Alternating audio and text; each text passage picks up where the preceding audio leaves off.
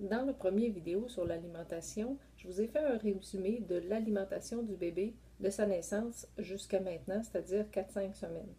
Bientôt, ça va être à vous de déterminer qu'est-ce que vous voulez donner à votre chiot. Alors, je vous ai nommé aussi certains principes de base. J'en ajouterai un aujourd'hui. Alors, le principe est le suivant. C'est le principe qui parle de qualité et de quantité. Vous déterminez la qualité et le chiot va déterminer la quantité. Alors, c'est très important. Souvent, les fabricants vont indiquer sur les sacs de croquettes ou sur les cannes de nourriture molle la quantité à donner au chiot ou au chien. Sachez qu'il n'y a pas un chien qui est fait de la même façon, qui digère de la même façon et qui grandit de la même façon. Il est très important dans la première année de laisser le chiot déterminer la bonne quantité, si on ne veut pas avoir de problème de croissance. Je comprends très bien les préoccupations de certains propriétaires et vétérinaires concernant l'obésité chez le chien. Par contre, sachez que vous avez adopté un chien dont cette race ne fait que très peu d'obésité. Et quand je dis très peu, c'est très très peu. Alors, on a plus tendance dans cette race à la maigreur qu'à l'obésité. Souvent, les propriétaires écoutent les commentaires autour et commencent à rationner le chien. Et quelques mois plus tard, j'ai un téléphone en disant « Mon chiot est trop maigre, mon chien est trop maigre, qu'est-ce que je peux faire? » Alors, je vous recommande d'écouter le conseil maintenant, c'est-à-dire de laisser la nourriture à volonté. Votre chiot va dormir beaucoup, va dormir par période d'une heure, régulièrement dans la journée. Alors, pour qu'au moins il ait une bonne ration le matin, le midi, le souper et avant de dormir, il faut laisser accessible le bol de nourriture.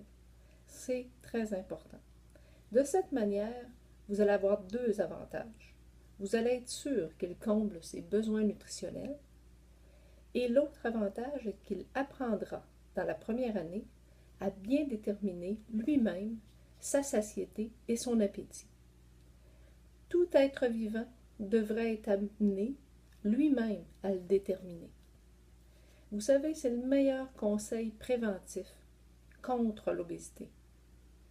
Souvent, lorsqu'on rationne un chien ou tout autre mammifère, qu'est-ce qu'il arrive? Il arrive le phénomène suivant, c'est-à-dire que le chiot a faim ou l'être humain a faim et lorsqu'on lui en donne plus, il en mange plus. Alors, et plus que vous allez en donner, il sait qu'il vide son bol, comme l'humain vide son assiette pour avoir un dessert. Peu importe la quantité que maman aurait mis dedans, s'il est habitué à vider l'assiette pour avoir un dessert, il va vider l'assiette. Alors le chiot qui est habitué d'avoir une petite quantité, si on augmente la quantité, ou si par hasard il tombe sur le sac de nourriture, va se gaver. Parce que son réflexe d'appétit et de satiété ne se sera pas développé, il n'aura pas cet instinct-là. Il se laissera nourrir et obéira à simplement le bruit du bol, on vide le bol. Lorsque vous faites l'inverse, vous donnez de l'alimentation en quantité à un chiot. Lorsqu'il n'a plus faim, vous allez le remarquer, dès qu'il arrive chez vous, il va manger quelques croquettes, il va aller jouer. Il va remanger un peu, il va aller jouer. Et c'est ainsi qu'il va développer son réflexe de satiété. Je vous le dis, c'est un principe prioritaire dans l'éducation de votre chiot et pour sa santé à long terme. Donc, vous déterminez la qualité, vous ne mettez pas de choses de moindre qualité dans le bol et lui va déterminer la bonne quantité. On a vu dans la première partie les sortes de nourriture. On a vu qu'il y a deux sortes principales de nourriture. Donc, la nourriture industrielle, qui est fabriquée en industrie, et la nourriture maison. Dans la nourriture industrielle, vous avez le type croquette, sèche, et vous avez ensuite la nourriture molle ou la nourriture en canne. Au niveau de la maison, vous pouvez offrir du cru ou vous pouvez offrir des aliments cuits.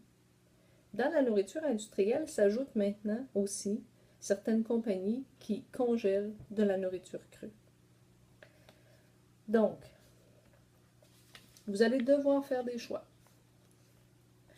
Je vais vous donner quand même des principes de base. Moi, ce que je vous dis, c'est que vous soyez en canne, en croquette, en cru ou nourriture maison. Bon, si vous êtes dans la nourriture industrielle, évitez les magasins de grande surface, les Walmart, les Costco, les épiceries. Évitez la nourriture qui s'y trouve. En général, ce sont des nourritures de bas de gamme. Si vous optez pour la nourriture industrielle, en croquette ou en canne, allez vers un magasin d'alimentation spécialisé pour les animaux, ou encore la nourriture qui est disponible chez votre vétérinaire. Qualité vétérinaire. Vous allez sauver énormément en alimentant bien votre chiot à long terme, en termes de coût de santé, en termes de souffrance aussi, et de longévité. Une bonne alimentation est essentielle. Je vous ai dit la première fois que je ne crois pas qu'il y ait d'aliments parfaits, surtout pas des aliments fabriqués en industrie. Est-ce qu'ils sont bons? Il y en a des meilleurs que d'autres. Vous pouvez consulter un site internet qui est indépendant et qui, je crois qu'il est indépendant selon ce que j'y ai trouvé, et qui s'appelle dogfoodadvisor.com. Donc www.dogfoodadvisor.com. Vous pouvez à ce moment-là entrer le nom de la nourriture que vous vous questionnez, et pour la majorité des marques, ils ont fait de très bonnes analyses, alors ça vous donnera une idée si votre nourriture est 4 étoiles, 5 étoiles, 3 étoiles ou pas d'étoiles du tout. Dans les meilleures marques présentement sur le marché, au Québec, vous allez avoir la marque Origène, O-R-I-J-E-N. En général, c'est une bonne marque. Ce fabricant fait aussi le produit Acana, qui est aussi très bon, mais qui est un peu plus bas de gamme que le Origène. Il y a Wellness aussi, qui est une bonne nourriture qu'on trouve moins facilement au Québec. Et il y en a quelques autres aussi qui sont 5 étoiles. Vous pourrez aller voir sur le site. Personnellement, je nourris les chiots avec une nourriture molle Wellness Core, uniquement Poppy, et avec du lait maternisé, évidemment, qui est spécialement fait pour les chiots. Ensuite, lorsque j'introduis des croquettes, je donne Origène Chiot, le sac jaune. Donc, vous pourriez avoir dans cette marque-là la grande race. Le labradoodle australien n'est pas une grande race. Donc, vous allez dans le Poppy, sac jaune, Origène. Il y a beaucoup de labradoodles australiens qui font des allergies au poulet. Alors, on pourra en reparler quand vous allez venir chercher le chiot, si ça vous inquiète ou si ça vous intrigue. En vieillissant, je vous dirai les symptômes et vous pourrez vous tourner vers une nourriture qui ne contient pas de poulet. Alors, les vétérinaires vont vous conseiller probablement ce qu'ils offrent à vendre. Habituellement, il y a une gamme vétérinaire Purina, une gamme vétérinaire Royal Canin et Hills aussi. Alors, ce sera à vous de faire un choix à ce moment-là. Comme je vous ai écrit dans mon petit guide, est-ce que vous avez acheté une poule? Non. Alors, lorsque le premier ingrédient sur le sac est du grain, je vous dirais que je n'achèterai pas ce type de nourriture. Et surtout pas du maïs, qui est le grain probablement le plus bon marché là, dans l'industrie. Même chose lorsque vous voyez des dérivés animaux de toutes les sortes, ça laisse aussi un drôle de goût. Alors, vous allez avoir beaucoup d'informations sur le site que je vous ai mentionné tout à l'heure. Et puis, si vous avez des questions au sujet de l'alimentation, alors n'hésitez pas à me contacter, évidemment. Merci, bonne soirée.